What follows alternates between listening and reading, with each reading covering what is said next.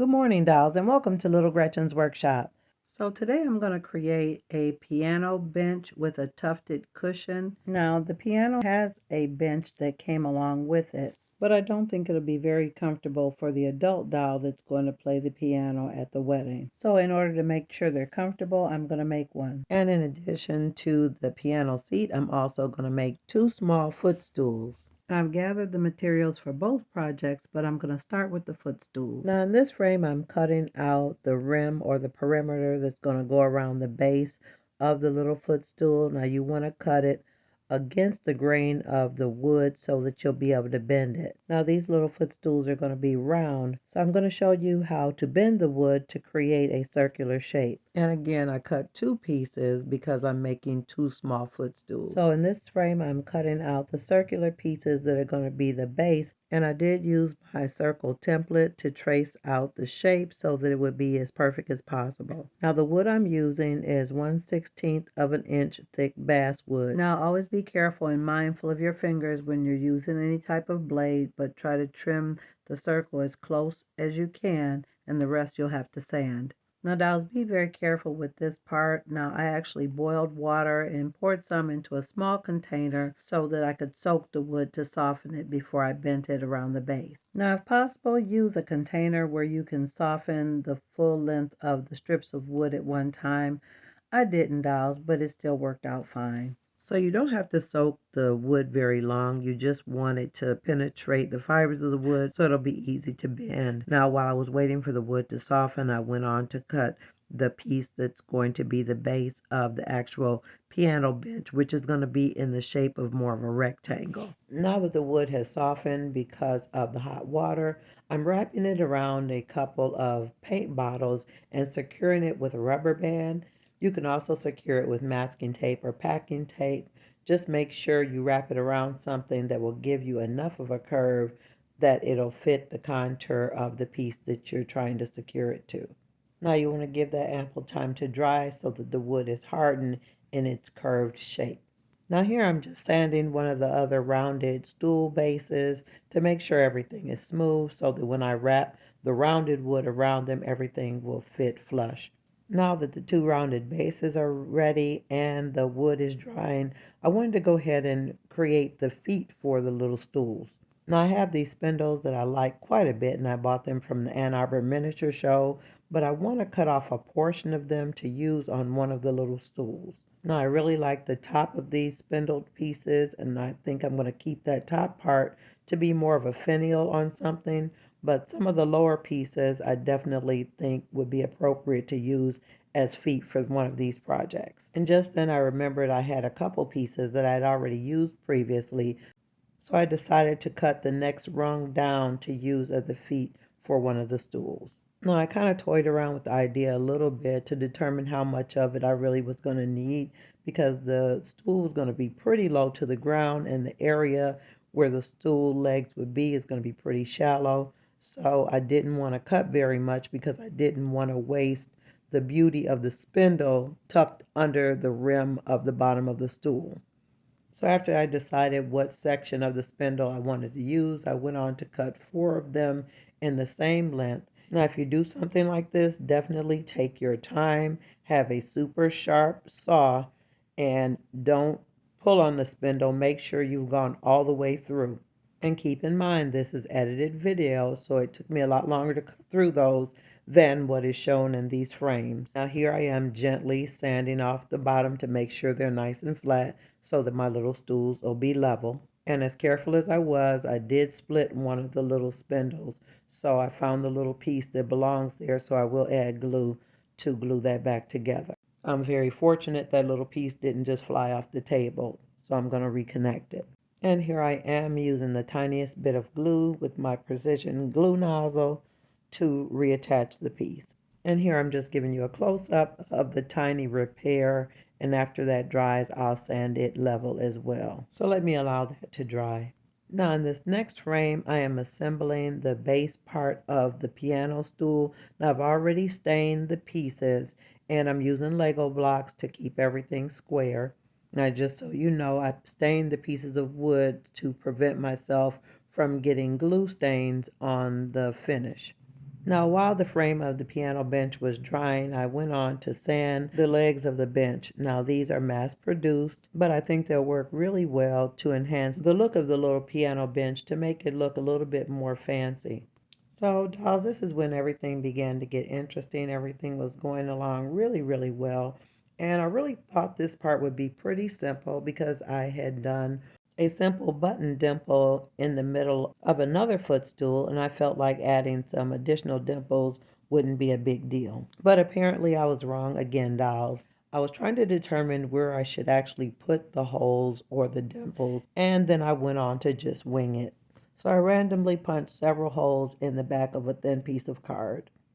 So I moved on to complete the base part of the little bench. I wanted to make it a little bit more fancy, so I stained some small pieces of scrolly filigree wood pieces. I thought they would enhance the ends of the piano bench to make it look a little bit more decorative on the sides or the end part of the bench. So I gently tucked it in between with a tiny bit of glue and allowed it to rest on the legs. When I got done, I was really pleased with the overall look of the little stool and really content that it was turning out good. I found a really nice deep green colored piece of fabric and I wrapped it around the foam, and I went on to thread the needle through the fabric to create my little tufts. And when I realized the deep green cushion was too short to fit properly on the base, I made another one. But the second one I felt like didn't have enough tufts, so I really didn't like it, and the foam wasn't thick enough. Then I went back to try to see if I could salvage the original dark green one. And when I realized I couldn't salvage the first one and didn't like the second one, I went on to make a third one. By the time I made the third one, I didn't like any of them, and I was truly, truly frustrated. So I knew it was time for me to walk away and go to bed. So by the fourth attempt, I realized what I was doing wrong. The fabric was good, but my cushion wasn't thick enough. I realized if I used a thicker cushion, the tufting would flatten it out and it would still have enough fullness to fill in the gaps all around the edge and the side. So by the fourth attempt, I felt well armed to do it correctly, and I felt so confident I could do it correctly, I used a piece of silk.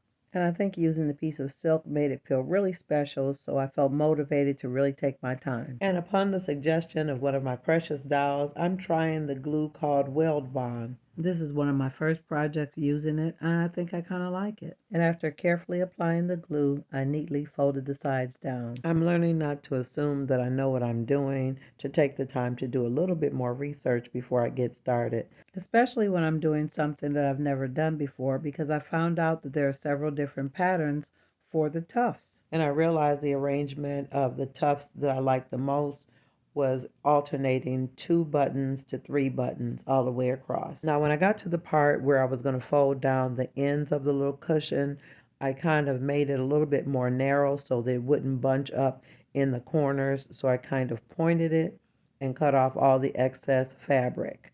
And it really made it fold down really, really nicely where my little edge was nice and rounded, but yet pointed enough to fill the corners of my bench. And you see here where I'm just kind of testing it to make sure everything lines up neatly and it fills it in all the way around, because you don't want gapping between your cushion and the wood, because that'll be uncomfortable for your doll's legs. And I went on to trim the other side just like I did the first one to make sure that everything fit really neatly.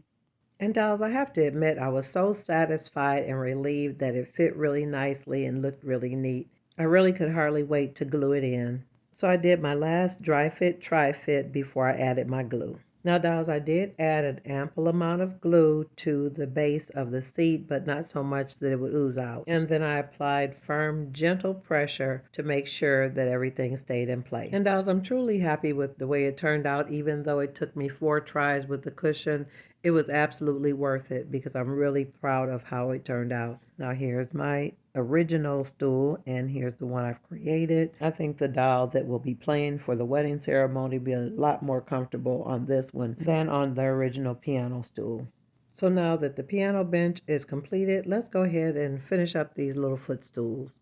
So working on the bench gave the little round stool frames plenty of time to dry, and now they're all set and ready for me to attach them to the round base. Now my wood really isn't long enough or wide enough for me to have made the circle complete around the size of this base, so I will have to add in the piece to complete my circle. But I can see here that my frame has a really good curve to it and it fits really neatly around the base. So now I just need to determine how much of the other circle I need to cut off to close my circle. And you can see in this frame I cut off a small piece and then just tried to fit to make sure that it would touch both ends. So I added a small bead of glue all the way around the perimeter of the circle.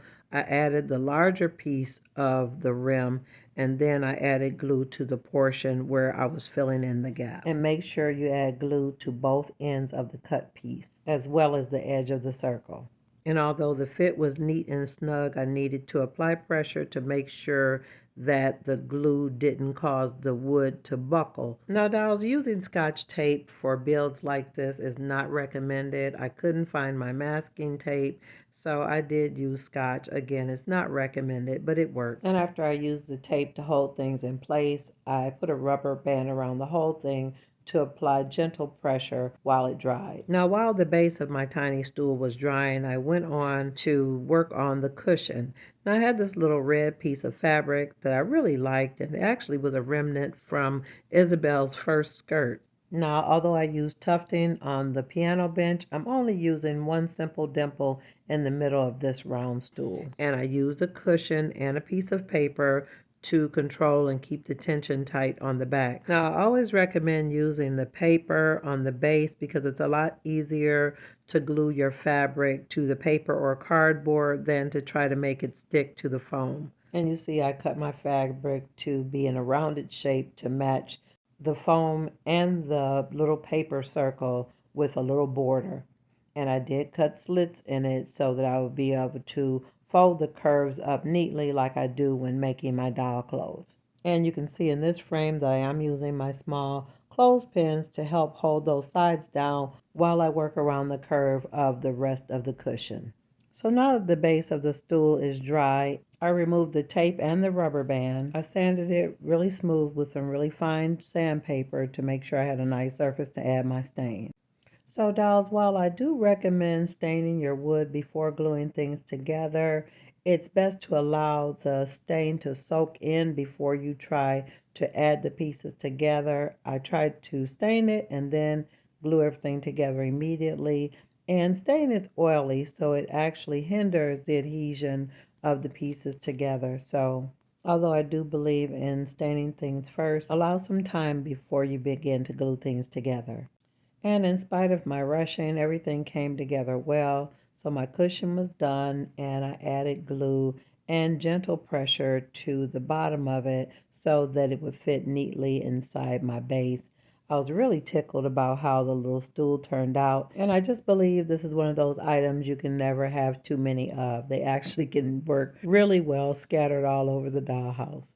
Now, dolls, I have to mention I did allow it to dry upside down with a piece of granite on top to ensure everything was secure. And here are all three pieces that I created today, the piano bench and both of the little footstools.